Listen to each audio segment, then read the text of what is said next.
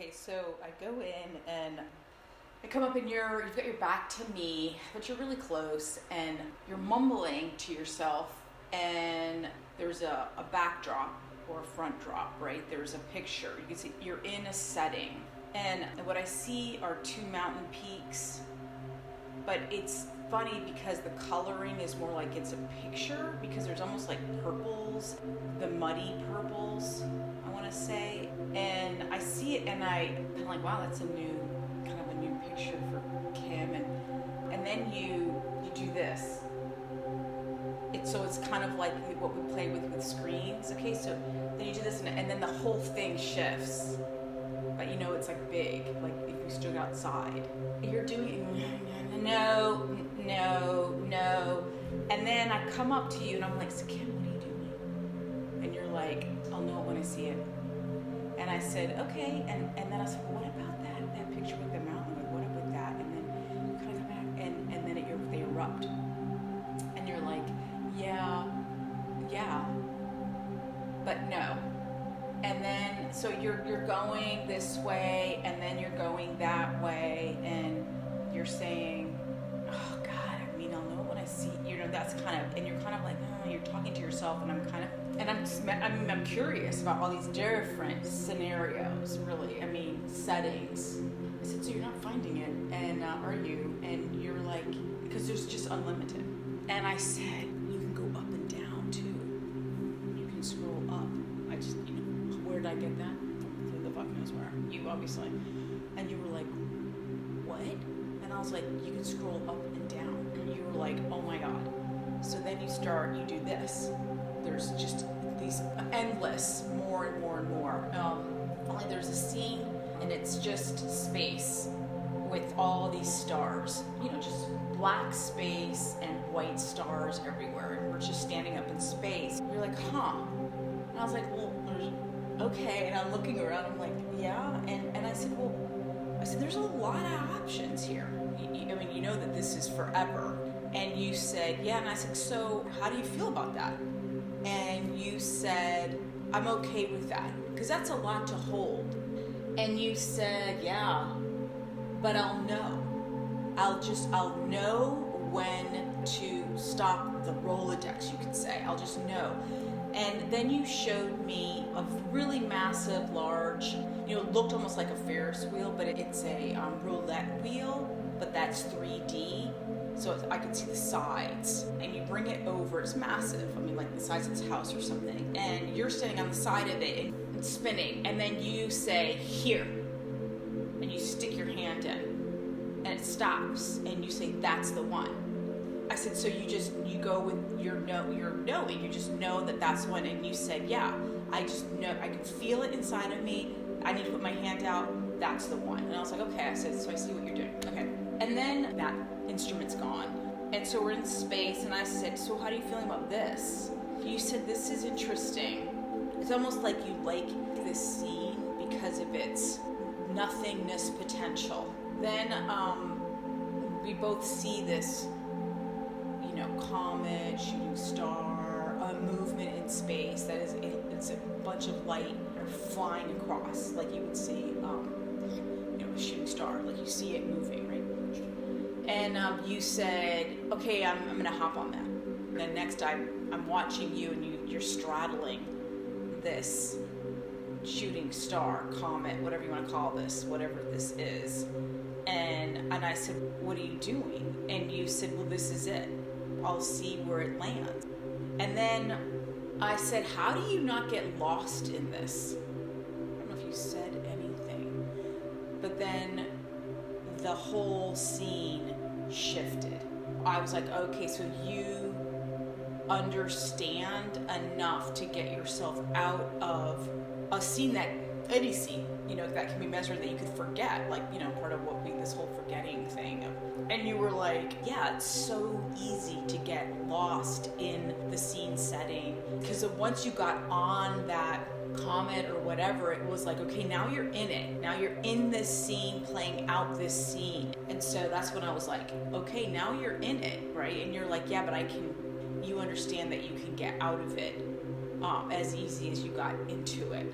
in which it is such a part of you, that I experience both in the unseen and in the seen, is a sense of the non-judgment piece. I mean, I think one of the pieces that you were showing me is that piece of yourself that is very well adjusted on this 3D Earth experience. That you brought it in, you've worked it, you've got it. It's kind of anchored in you. You definitely have the ability to take that step back and see things from a different vantage point. But also what I got, you're at this place, I would say right now, since we're getting it right now, of a remembering the choices, like remembering if something's not feeling right, you can shift and change it. You can very simply, it's a very simple movement of even like if it's a roulette wheel of like just pushing it and it'll go and go and then you'll know when to stop it, or even just doing this. But I got the sense of, the limitation, maybe this is a moment where you can open yourself up to the way that you do make the choice, or the way that you do see and then know you make choices of movement or whatever, is that there's another way that has more options. How's that? There's another whole doorway open to you. Okay, now I see you in front of this thing that moves, and I see the ground that we're standing on. You're taking these images, you're crumpling them up. All I'm seeing is that you're taking paper, but there's something on the paper, and you're crumpling them up, and you're tossing it on the ground, and you've got another one, you're like, no, and you're crumpling it up. And I can tell you're kind of edging on frustration. And the frustration is part of the feeling the enclosure of the creation, or what the picture that you're in, chosen to plop yourself into. You are looking down and you're crumpling it down. So now you're focused on what's not working, and the crumpling and the paper and throwing away, and you've kind of lost sight of, wait a minute, there's this whole other. The frustration of, I'll know when I see it, why aren't I seeing it? So you have both of these going on simultaneously in you. And so I can feel the being pulled from both sides, the uncomfortableness of that. Because I was like, hey, I thought we were up on that comet, kind of coming down. Like, I thought we were done with that screen. And you were just so focused on crumpling these scenes. So if we take that as the creative impulse, right? The sense would be that there's a feeling of, it kind of reminds me of what comes to my mind is I keep on hearing this word muse. Muses, be it a female, male, whatever, or a thing, or a place, or a city, or whatever it is, right? And the inspiration that comes from that.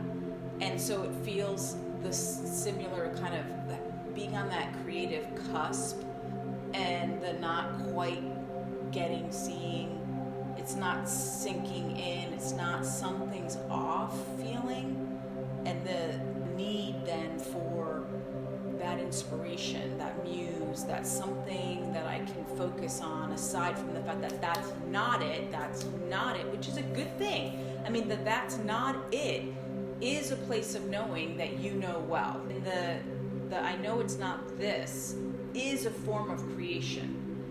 The thing is that you're at that place where you could say almost at a crossroads.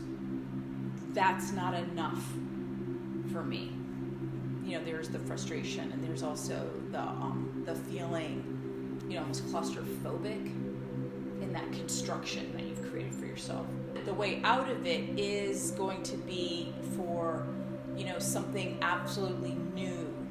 So it may just be this, finding something that for you can be a muse. So the point is, I'm feeling the desire, the wonderment of creating a story that is not defined by this arc. It's not defined by this time construct. And again, there's absolutely no judgment from that in that place about the fact that there are all these people that want to live in this construct. And yet, there's also this idea, this feeling of it's so unnecessary. So basically, to go in with a clear intention to that dark space, and then align yourself with the space very specifically. So that would mean like really feeling into the empty, dark, really feeling like let that, and which is what we did. Like we stood there for what for me felt like, wow, some time of just taking in the space of nothing. But they were saying very clearly it's nothing and it's everything. So it's all of it. But the main thing is that you have to have a driver. So you come into the space with a desire, not intention necessarily, but then a feeling. You have to be really, really specific about what are you really wanting for yourself. And for yourself, then the trickle effect of others, all of that kind of stuff. And so part of cleaning house is seeing it all, and then being very more tight within ourselves. So stepping out and being, part of that waking up out of the constructs of any situation that you're in. And this one, it has a lot to do with time. Stepping out of it, the process is this cleaning up of self, this cleaning up of fields of energy, and then understanding that being able to in any instant shift and change out of, okay, that's stepping out of time.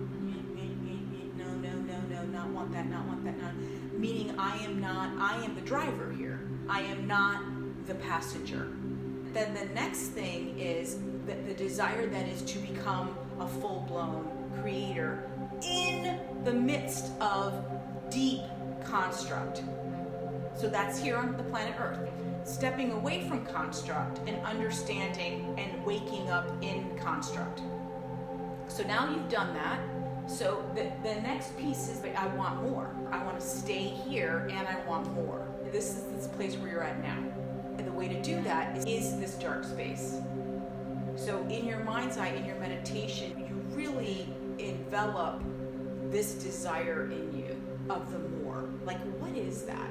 What am I really wanting to express? To make sure that you're not just recreating another arc or you're recreating another wheel. What does it feel like to be here without an arc? What does it mean to be here without time, beginning, end, seasons? What does it feel like in me? And then how can I bring that in a creative way? And that's basically that's when the comet comes. Something will then, that's the spark.